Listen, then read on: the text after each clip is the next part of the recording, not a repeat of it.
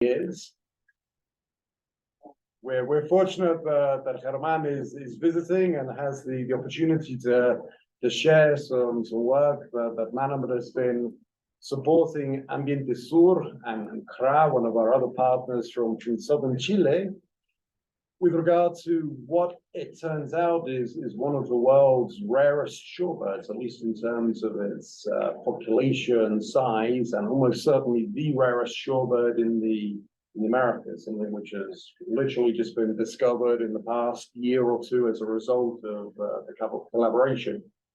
So with that, I will hand over to Germán. Germán is going to be speaking in Spanish. I'm sure you've all come prepared. Actually, he won't. He will be speaking in English, but if he stumbles, I will try to help out. So please bear in mind that Germán is not going to be speaking in his first language. He'll be doing his best with English. Hopefully, you can all understand my English as well. Anyway, we hope you enjoy this session. It is highlighting a great collaboration and some work which is really at the cutting edge of shorebird conservation. So with that, over to you, Germán.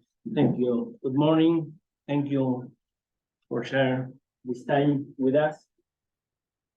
We will talk about the Magellanic Plover for me in Argentina. And I use this picture because it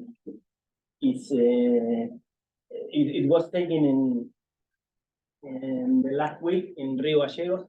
You can see behind the bird, it's the city of Rio Gallegos when we live, and it's a challenge to work very hard to protect the bird and the environment who share with the people of Rio Gallegos. Well, first, we have a little icebreaker. Well, work? Oh, no.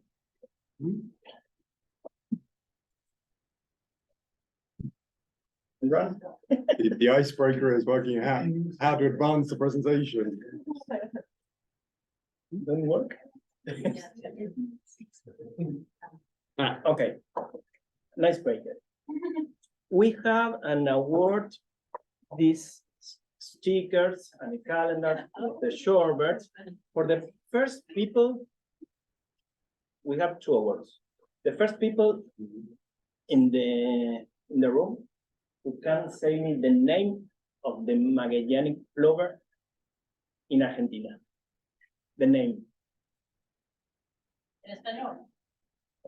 In Argentino. Yeah, it's Spanish name in Argentinian Spanish.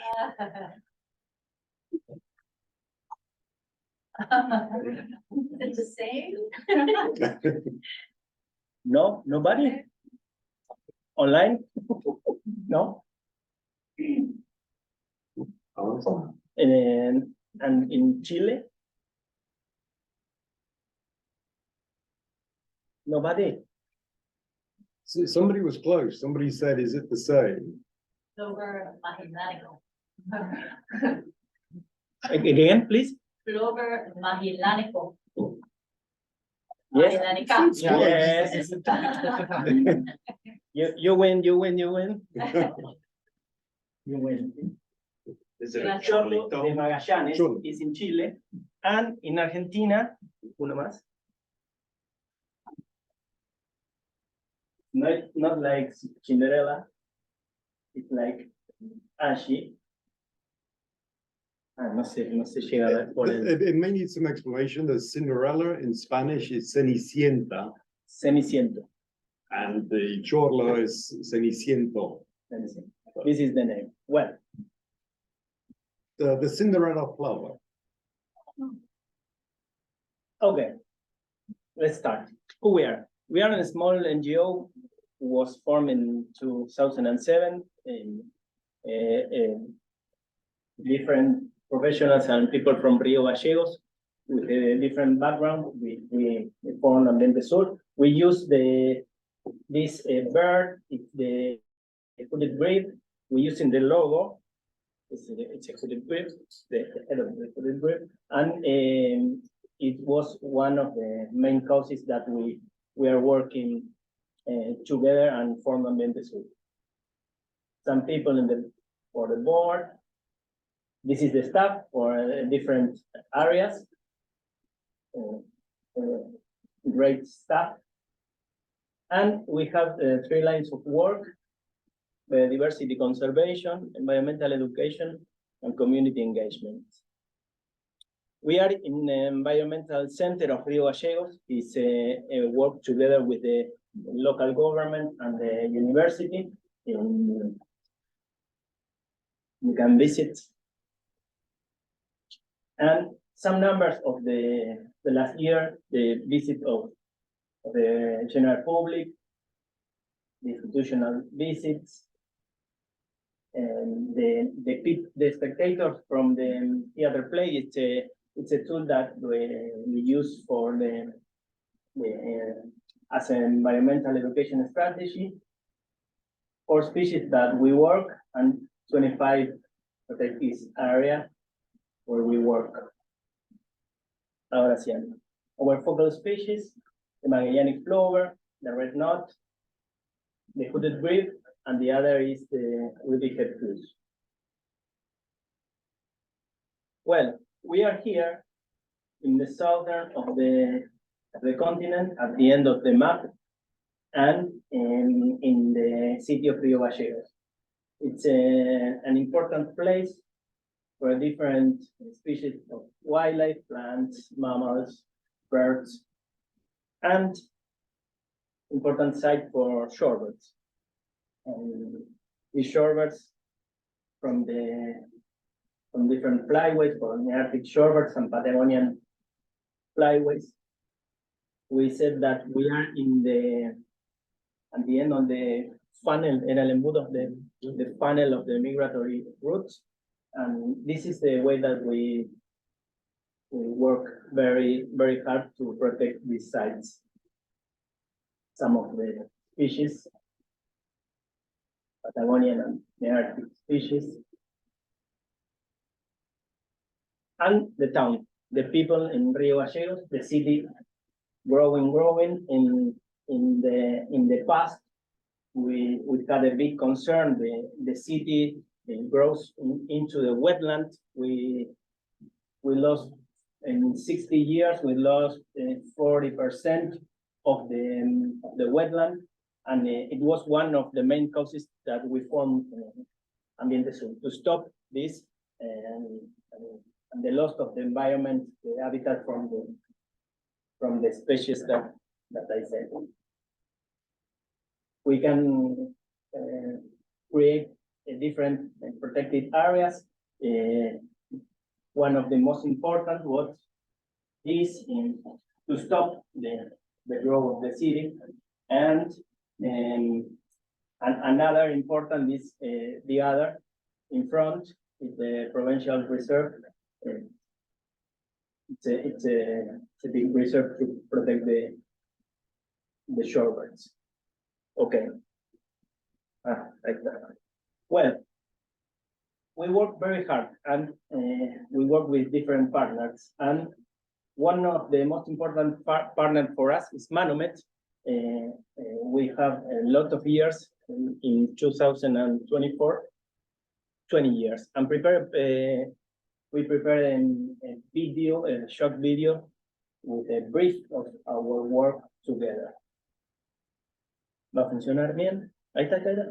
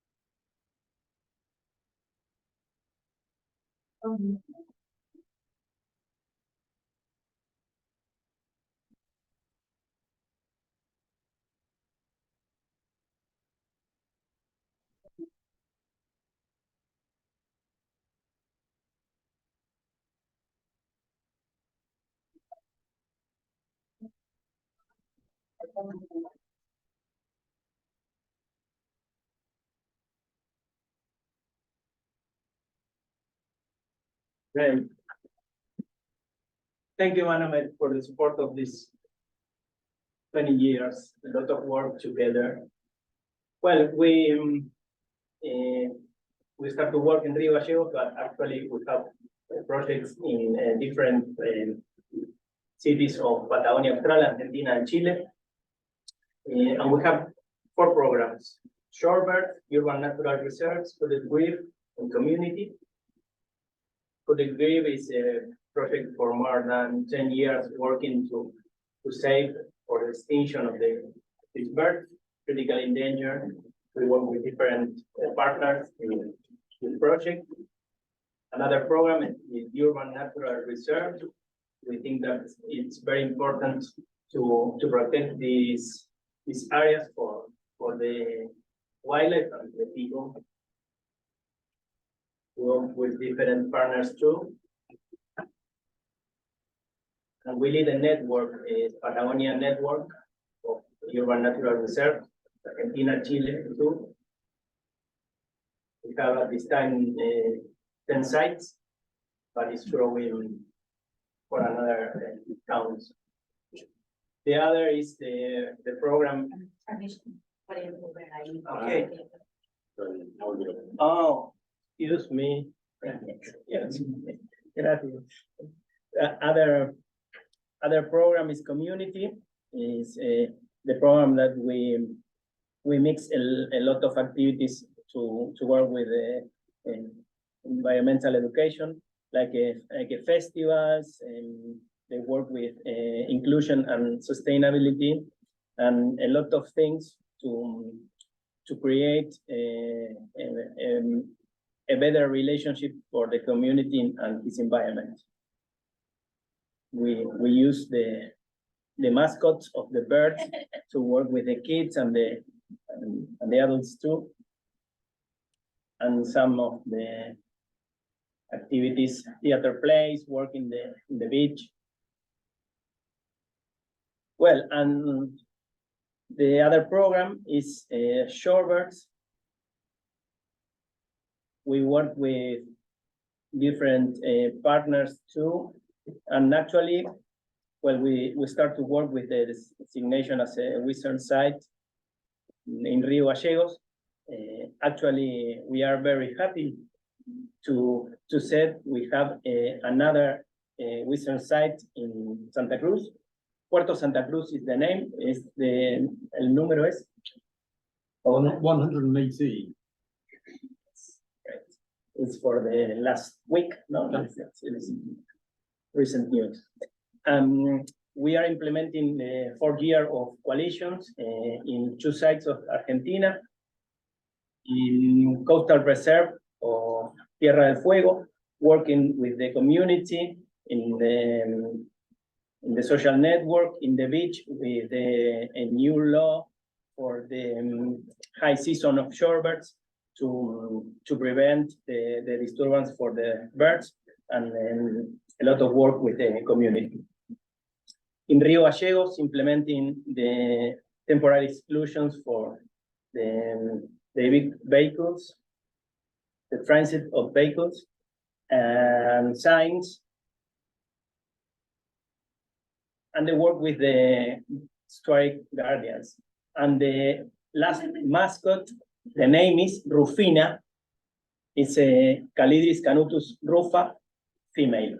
We had Rufus in the past, the first mascot, and Rufina is the female. Well, platforms, signs in the coast, and an important work with the good governance conversations. We signed an agreement with 7 institutions for different levels: the provincial, municipality, university, and NGOs. We signed this agreement and create an space.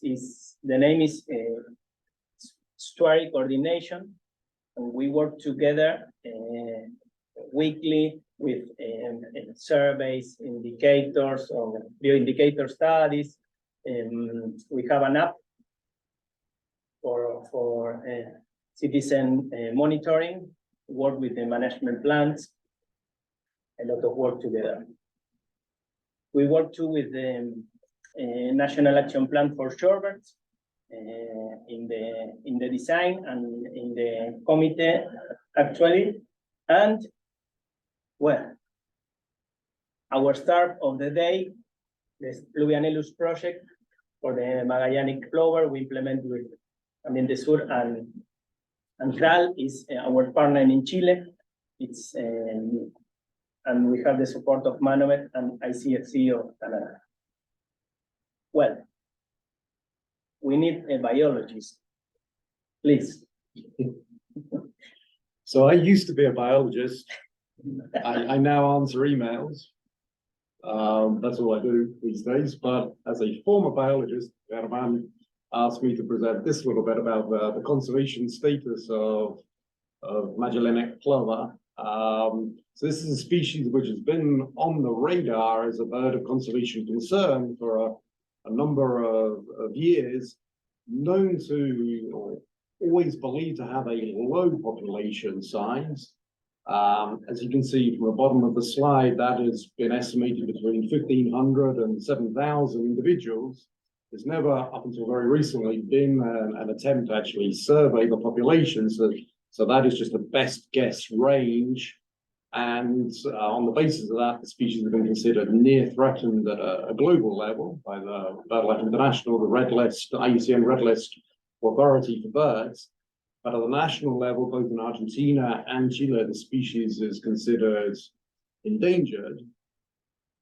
And in recent years, observations from Ambiente Sur and another partner organization, RAL, in Chile, have been suggesting that numbers really are low. And really, I think Manomet's history with the species started with the designation of the Rio Gallegos as a wisdom site. It was the very first site within the network designated on the basis of its importance for an austral South American breeding species as opposed to a North American breeding species migrating south and concentrating in large numbers. So the estuary was designated because of its importance for its large flock of Magellanic plovers during the austral winter.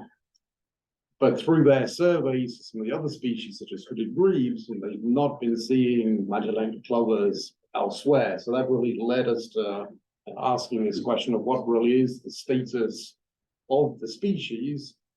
The long story short is that the recent surveys have revealed, well, all three of the surveys have been two winter and one breeding season survey, the other way around. One breeding and two winter. Yeah, one breeding, two wintering surveys. Each one of those surveys has found only about 300 birds. So the population appears to be probably less than 500. So recently we've been working with BirdLife International to reassess the status of the species. It's now been proposed for vulnerable at a global level. That change should actually happen later this year. It probably qualifies for endangered at a global level. The issue there is you have to show that there's been a decline. Because there's no census data from the past, we can't actually show that there's a decline. It's just a hunch that is the case. We've also been working with both the Chilean and the Argentine governments to have the species listed on the appendix of the Convention for Migratory Species, which is an intergovernmental agreement which helps promote conservation of globally threatened migratory species. So those are two measures that have been happening during the course of the past year or so in response to those initial surveys. Excellent. And so a little bit more about the species. It really is a very unique shorebird species. It looks, for anybody who knows a turnstone, structurally is perhaps most similar to a turnstone, just dressed in very different colors. Colors which actually provide great camouflage, both in the nesting habitat, which is beaches around saline or brackish lagoons in the Patagonian steppe, and also in the wintering areas on the mudflats.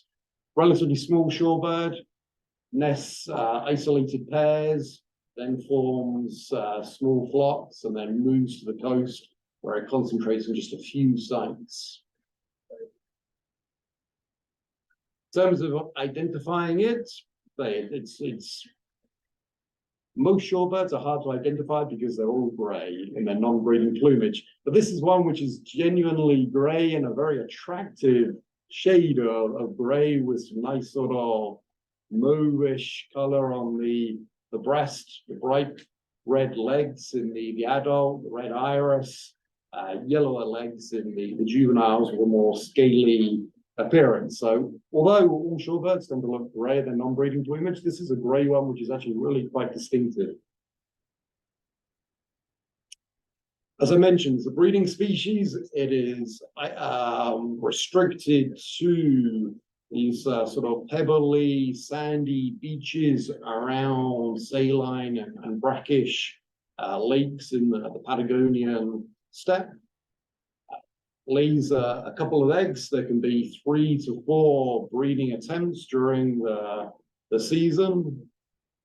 As is the case with most shorebirds, there's no real nest. It's just a scrape, and the young are well camouflaged, and so the fence is basically looking like the substrates.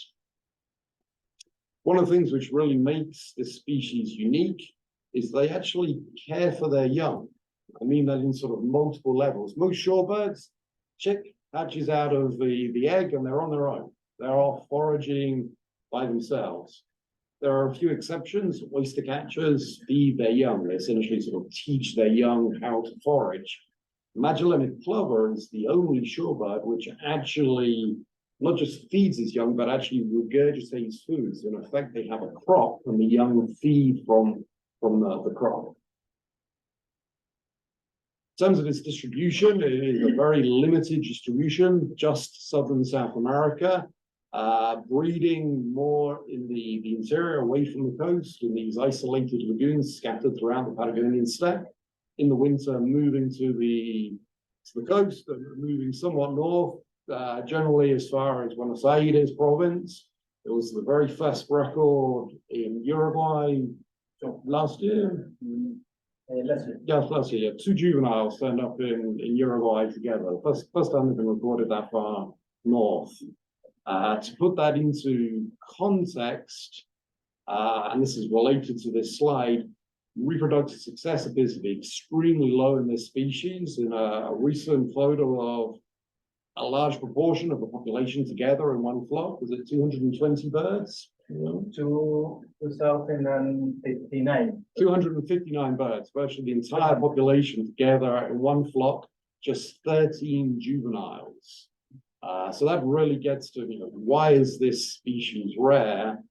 Our belief is that it's because they're just not succeeding in breeding. As I mentioned, they can make 3 or 4 breeding attempts in a breeding season, but reproductive success is so low that there's essentially no or very little recruitment into the population. On top of that, they have a fairly restricted breeding habitat. They're just found breeding around these scattered lagoons. They need a certain amount of water in those lagoons. Climate change is having a huge impact in terms of drying up of Patagonia. So there are, every year there is less and less breeding habitat available. And then what breeding habitat there is in the middle of a mosaic of different ranching with lots of livestock. So, and Germán will come on to this, there's some significant issues in terms of livestock impacts on breeding success.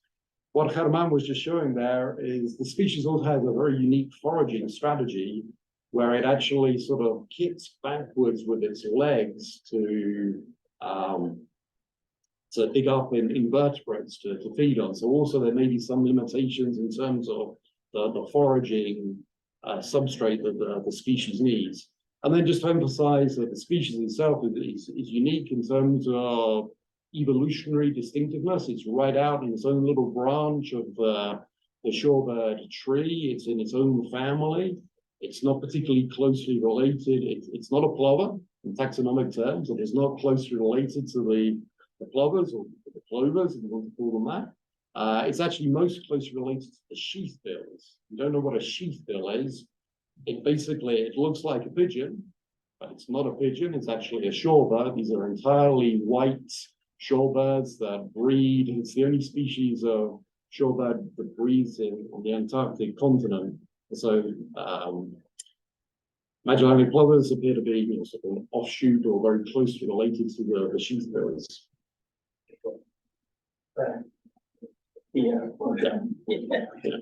Well, as Rob said, the habitat that they use is in the left is the site of non-breeding site that they use in the coast.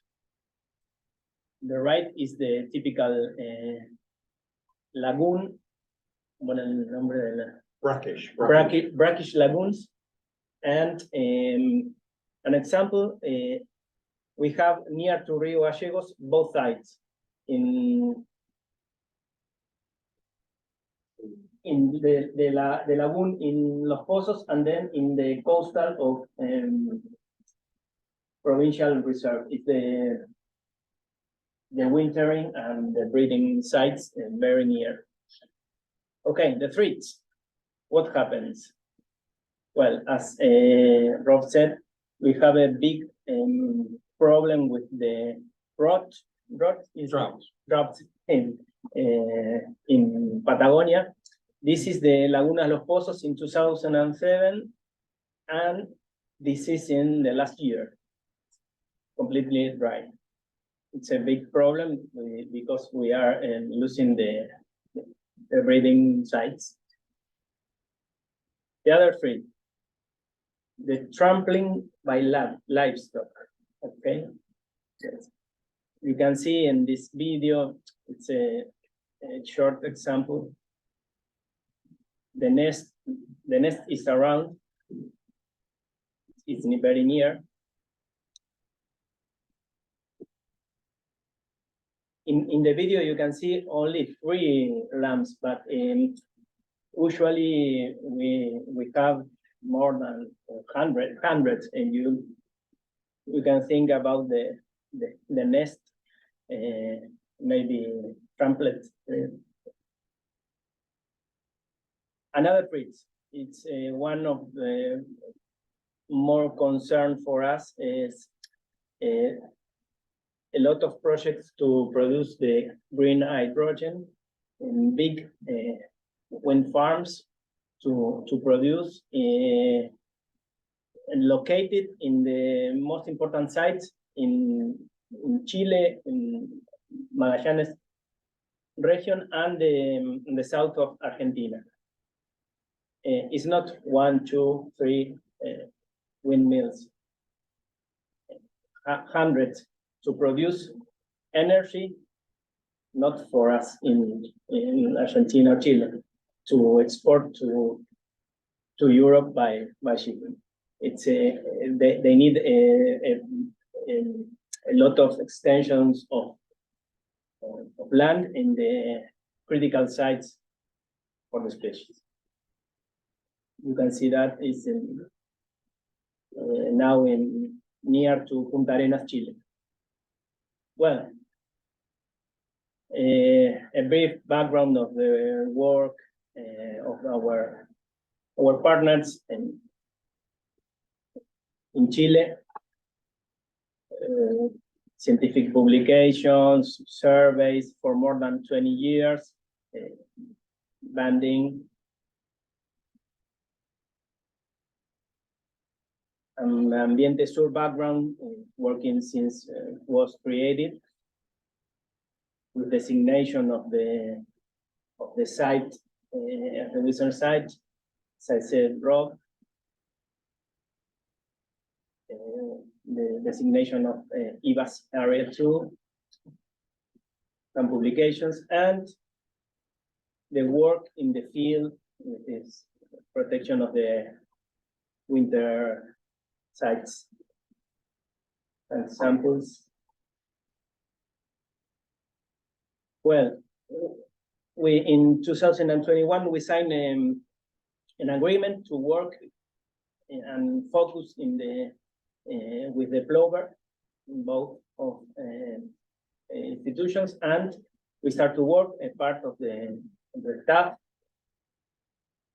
in different activities. In research, with the support of Manomet, we planned the first binational census, as I said, Rob. A lot of people working from different sides of the Chile and Argentina cities. The weather conditions are in summer and in winter very harsh. And the results, as Rob said, we go to the field to look the thousands of them, and we find less than 400. And it's a big concern to us, and we need to strengthen the work in this on this research. Then we work with Manomet to continue the surveys, and we start with the staff of science with Shiloh, you know Shiloh, with the support of Shiloh and Arne. We worked the last December in Laguna Los Palos, Chile, looking for the nest, and then we install 4 GPS transmitters in the plovers. was very amazing work for us, and we learned a lot. And well, where they go? They move around the four individual stag, and they move around the site of when they are tagged. We are looking for the movements to Buenos Aires or the other side, but they move only in these sites around Punta Arenas. You said it's in Laguna Los Palos. Now we are planning to work with other in another sites to tag the individuals. It's very important to know about the migration routes. Yes, please, Just please. to add a comment there, so those birds that were tagged the end of last year, it was largely with the purpose of trying to understand their movements during the breeding season, and then into the migration wintering season.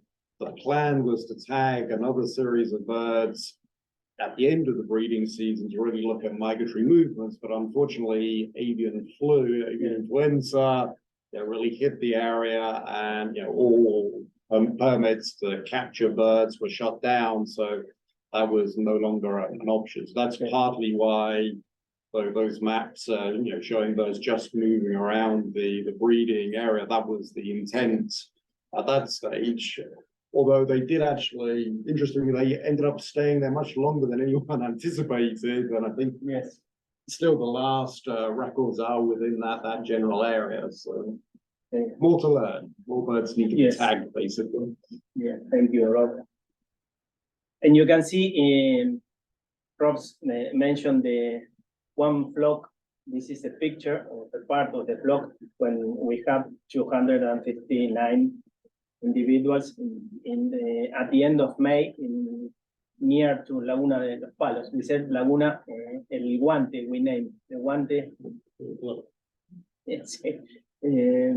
Well, another activity with the support of ITFC, we work with the Plover Guardian in the breeding sites and the non-breeding sites, and install signs in different places, surveys and weekly surveys in the sites.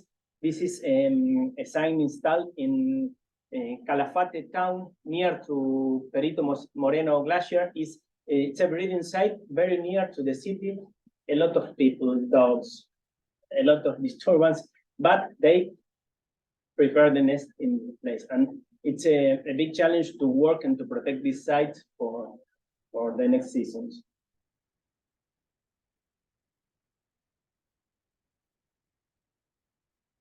And the other activities is the protection of the nest. We identify the nest, for it, and install trap cameras, and then we use a protector. We learn about the experience in the Netherlands. Arne Lester will share with us this experience with the Vanellus, and we try to work with this, and we install in the nest. And you can see the livestock around, but we have good news.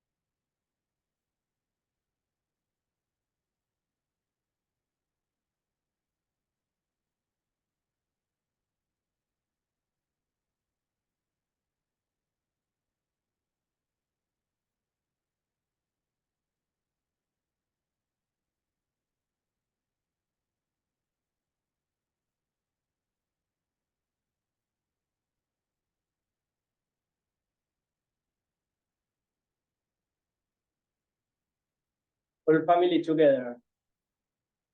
We are very happy because it works. It's the first experience, but we think that it's we can implement this in other breeding sites. Well, another activities is the communication. We go to the different events. And we have two scientific publications, one in neotropical birding, another in Cotinga. And continue the work with the kids, with the adults in the social networks, and we are starting very soon another theater play. It's only with the focus in the Magellanic Plover. The name is of the mascot is Fluvi. Fluvi, we said Fluvi, Fluvianellus. Fluvi is the name. Well, next steps. We need to strengthen the activities in the studies with the transmitter. We need more work in this, as we said. Continue the Plover Guardians and protection the key sites. To design and implement a binational strategy, Argentina and Chile, the recategorization, as Rob said, and the permanent awareness program. And what we need, a long-term commitment. Rob? Yeah, so there's a reason why American oystercatcher is up there on the screen, because American oystercatcher is really is one of the few examples really of success in the shorebird world, where a population, and here I'm referring to the population of the east coast of the US, a population in decline has been turned around, it's been restored. It's about a 23%, I think, increase, and that's been thanks to a very long-term commitment, and Manomet has really been at the core of that long-term commitment. Shiloh, those who know him, he is the coordinator of the oystercatcher working group, which brings many partners together to try and address the threats to this species, and the threats to this species are actually very similar, at least to some of the threats to Magellanic Plover, at least in terms of nest trampling, the fact that they're just not able to produce many young, they're not recruiting into the population. So we actually think that some of the lessons learned from all the work focused on oystercatchers are actually very applicable to the Magellanic Plover example.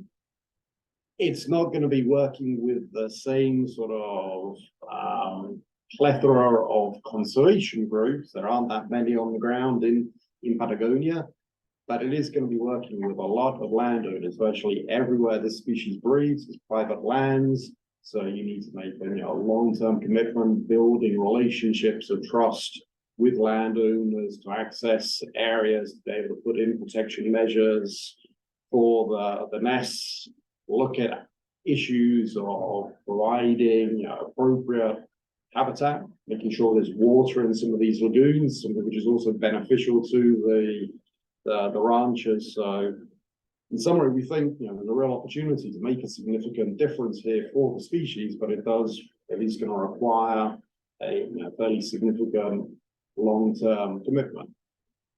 Probably not necessarily a very expensive one, just one which is it's going to take several years to really address this, as has been the case with the oystercatcher. Well, and our strategy is to build a big alliance for the conservation of the Patagonian steppe with different objectives. Strengthen the work with the protected areas and create a new protected areas. The focus in the conservation agreements for the landowners, as I said, Rob, and the strategy for the projects, the green hydrogen projects is we need to work together and stay with this near of these guys to do the best job. And the strategy, the binational strategy, and we think that it's important protect the sites not only for the plover. An example, the protected areas in Santa Cruz, like that we are thinking to create in Rio Coil estuary, is important for the plover, the Magellanic plover, for different Nearctic shorebirds as Hudsonian godwit and red knots, and other birds like the hooded grebe. It's the same in another side like Rio Gallegos and Santa Cruz River. Y an example for this is in Tierra del Fuego, when in the coastal reserve of Tierra del Fuego, we have the count in the winter survey of the Magellanic plover, 81 individuals, and the count in the with a few months of difference, the total of 33,000 of Hudsonian godwits in the same area. Is the example that because why it's important to protect these areas for shorebirds and these environments. Well, we finish. Thank you for your time, your patience with my English, and we are open to questions. I have a question about the nesting sites, so that are being trampled, and the beautiful picture you showed of the success of the covers that you put on the nests.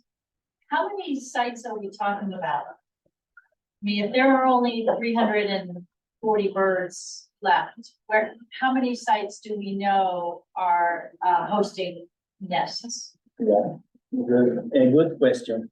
It's more than 20 different sites. A very short, like as I mentioned, in the Calafate town with 2 pairs and another with more pairs. And yes, near to 20 sites, different sites. And you mentioned that a lot of them are private land? Yes. In Calafate, it's a public land from the local government. We are working to create a urban reserve by another program, the urban reserve, but it's very important to work with the government because they don't think that it's important. We are thinking in the tourism, we have a lot of visitors, thousands to go to the Perito Moreno Glacier, and they are thinking in another question. But now we are working together to protect this site. One question. Going off of the covers that Lizzie mentioned, and also the question about them. You showed the video with the sheep and the trampling. Yes. Are those used in those situations? And if so, like, how are they, why don't the sheep step on them? How is that possible? How does the protective work, or? Yeah, like the cover, and asking, are they used in those areas where the sheep are? And I guess, like, why don't the sheep step on them? I think, well, How do they stay secure? Yeah. The covers. so one important thing that I'll answer for Germán, and you can correct me, but it took some trialing of different measures, and the standard recommended approach doesn't work in Patagonia. One thing you don't appreciate from the videos is there's a reason why there's so much development in wind energy in Patagonia. Mhm. There's 5 days a year without wind, basically. So, when it comes to even putting in a protective measure on the ground, you have to, it has to be secure and pretty strong. So in effect, it's, it's almost like a, I can actually think of the word, like for a grill, like a fairly strong metal structure you're putting on top. So that's sufficient just to keep the sheep away. So, but it has to be a pretty sturdy structure, else it's just blown off across the steppe. Okay. But it took some trial and practice to come up with that. Yes.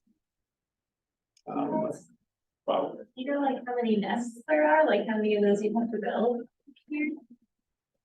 ¿Cuántos nidos hay? ¿Cuánto esas áreas habría que construir?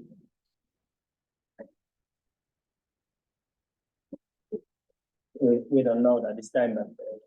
The challenge really is that a lot of the breeding areas are fairly remote, so it's getting to them, it's locating the nests, it's then getting the measures in place. It's a lot of time and effort. Yes, and our partners of the staff installed with the tent and days looking and understanding the behavior. The plovers are very comfortable with they don't disturb. And we implement the first ¿cómo sería? La primera versión sería. That's the attempt, the first draft. The first drop no, doesn't work. We have a predator and an unthinkable predator is Bandurria, An Aves. Because we have for up to the protection and we install different lines of acero. The wires and it works very good. It works very good. Well, I was gonna ask one, two things. One, were there historically natural predators for these plovers, and is it felt that the population really plummeted over the last century, or they've always been a very small population of bird? Let me. No, No, they contestan. Yeah. No, it's a great question. We, unfortunately, we don't know. You go back to look at the historical literature, and there's nobody saying there were plovers everywhere. It's because it seems to be specialized in a particular type of habitat, and within a restricted range, it probably always has been, at least within human lifetimes, a naturally rare species. But undoubtedly, the impacts of livestock, climate change, with the drying up of the lagoons are reducing the population, which is not able to say by how much at this stage. And yes, there are lots of native predators, foxes, birds that will predate the birds. Their whole strategy is based on camouflage and just not standing out. And so that's probably why they're able to attempt 3 or 4 times. Case with mini birds in similar situations, they make lots of attempts until one is successful. But what appears to be happening is that hardly any of the attempts are successful. You can get a little bit of a hint Okay. as to how common they were, the scientific thing, right? So Yeah. Phyllis, right? Or so at some point, when they initially were captured, or the first one was shot and described, someone wrote to the person prepping the specimen, oh, these things hang out in groups. So something. Here we have.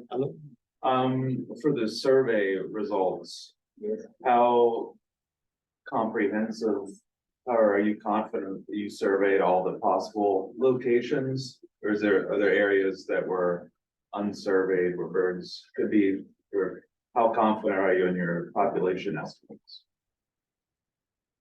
Bueno, la traducción, si estamos como conforme con toda la cobertura. Creo que sobre todo en el censo reproductivo, el protocolo, el nivel de confianza que debería haber una buena cobertura.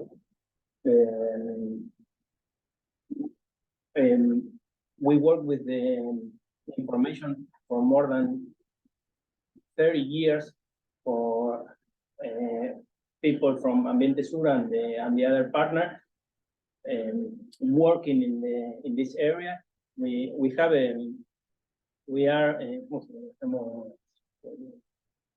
confiamos en que hicimos la mayor cobertura posible.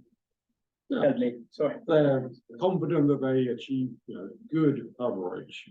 What I can add is that Stephen and Shiloh were helping in that process, and it was a trade-off between the ideal protocol from a statistical design perspective, and just the realities of the practicalities of accessing areas. And unfortunately, they don't have the resources to have helicopters. I mean, in terms of the helicopters available to start with, so you can't design it the way that Manomet has so much experience designing surveys in the Arctic, where you can come up with random plots and drop people off from helicopters. There's not that option. So there was a whole to and fro with Shiloh and Stephen and the local partners trying to come up with the most robust protocol, given the very real constraints on the ground. So yes, undoubtedly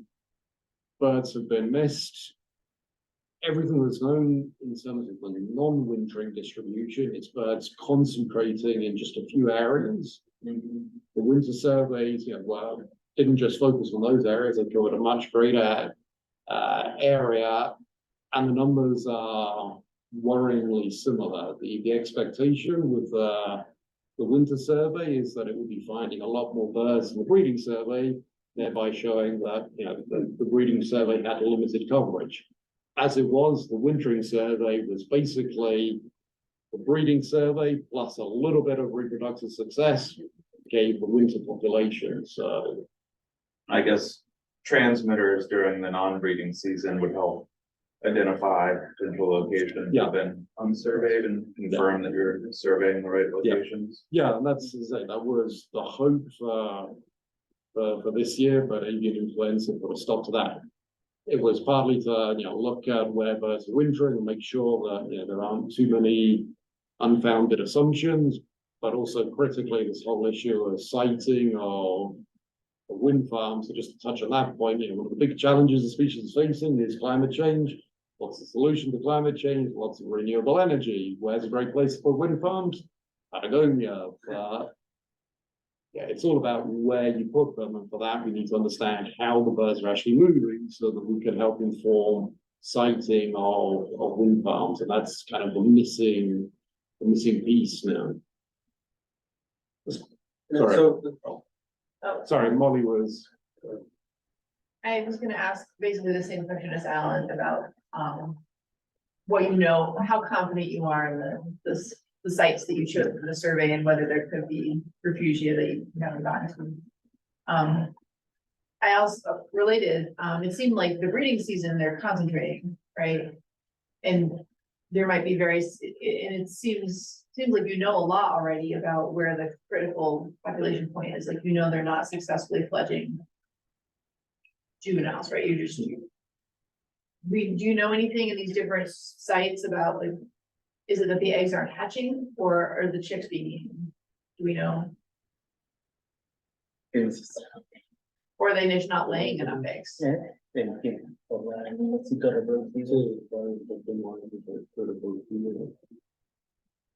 don't think there's, we know enough.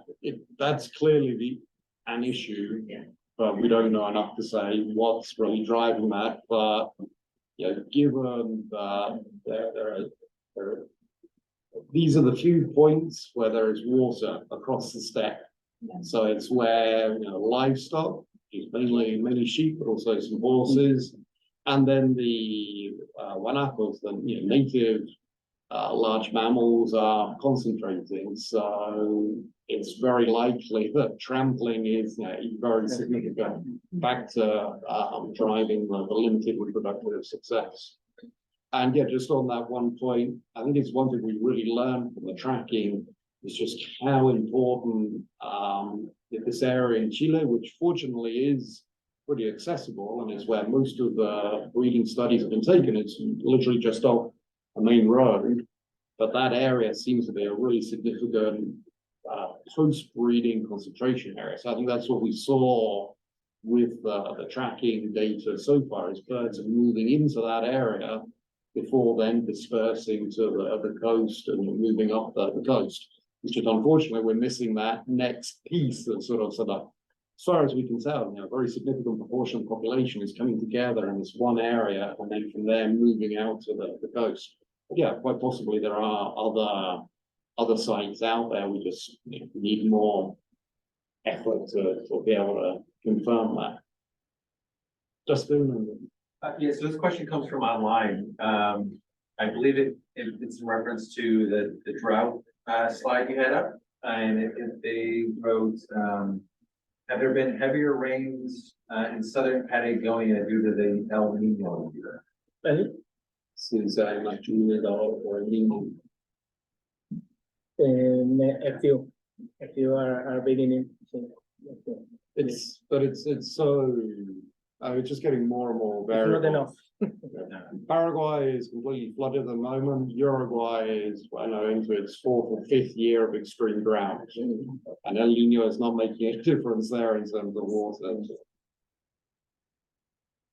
Are there going to be any attempts to individually mark a greater number of birds or a great number of birds? Because I think adult mortality is pretty important too, right? Yeah. Particularly with the wind farms. Yes, the challenge is catching birds. And get that whole flock of 280 birds. Oh, yeah, wouldn't that be wonderful? Great. And then you have 5 tags or 5 bands. Sorry. Oh, are the transmitters still active on the birds that you tag? Yes, and the last signal was in 29 of July. We are waiting. Yeah, we're sort of right at For the the end material. of expected battery life.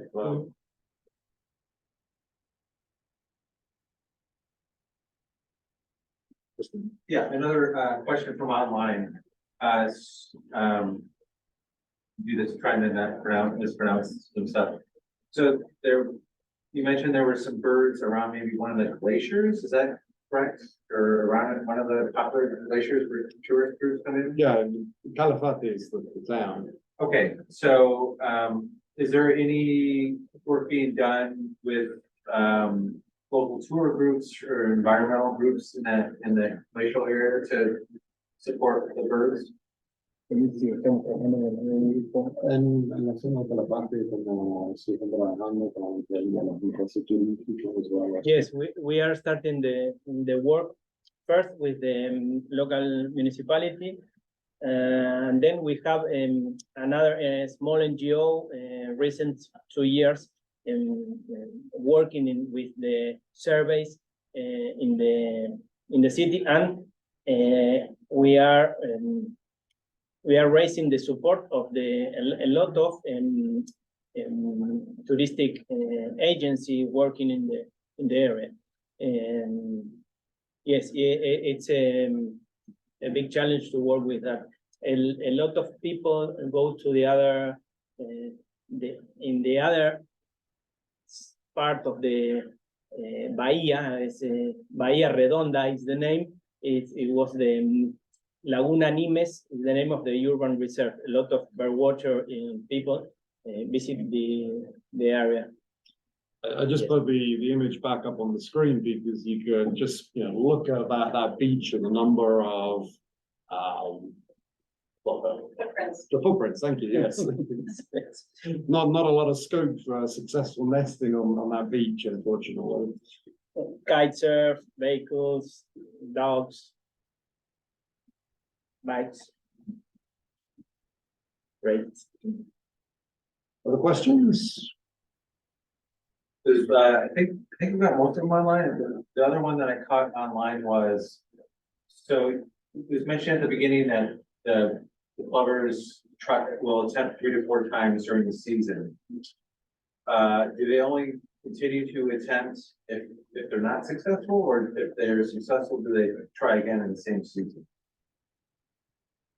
That's a great question. I don't think we have an answer. I would speculate that if they were maybe successful breeding early in the season, and if the conditions are appropriate, they might try again later in the season. But also in a species where adults are actively feeding and caring for the young, there just may not be that opportunity. I don't think, as far as I'm aware, we don't know enough to really be able to answer that question.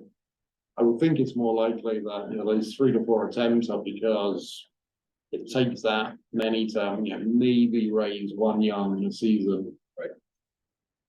How unusual is that for plovers to have 3 or 4 different breeds? 3 to 4 is a lot. Yeah, maybe they have, because this is not a long distance migrant, that they have a longer breeding season, perhaps, to make those attempts. What is typical for most? 1 or 2 attempts. I mean, it depends. Some of the resident lapwings and things like that would do multiple, and actually raise multiple broods in a year, but just 1 or 2 attempts usually. We're gonna go finish setting up the nets, but thank you Yeah. very much. Thank you Thank you. for your attention. Shiloh has a question. Shiloh. Hi. Yeah. Hi, great to see all this and nice to see you, Germán and Rob. I just wanted to add to the last question. When I was down there and talking with Ricardo about that exact question, number of nesting attempts, he was saying that, in fact, unlike almost every other shorebird species, Magellanic plovers can raise a chick and then have an additional nesting attempt in a season after successfully nesting. Virtually no shorebirds do this. If they're successful, they don't try to breed again. They simply don't have time. But because of the extended season these birds have, they have the ability to do that, but it shows how poor the nesting success is, in that even with that ability, they're still not successful most of the time. So one positive note about that is that if these measures to protect the nesting sites are successful, there is some potential to bring this species back maybe quicker than other species, because they can nest multiple times in a single breeding season. Yeah, there's the answer. Yeah. Thank you, Shiloh. No more questions? Well, if not, thank you very much Okay. for joining us. Thank you. In person and Thank you. online.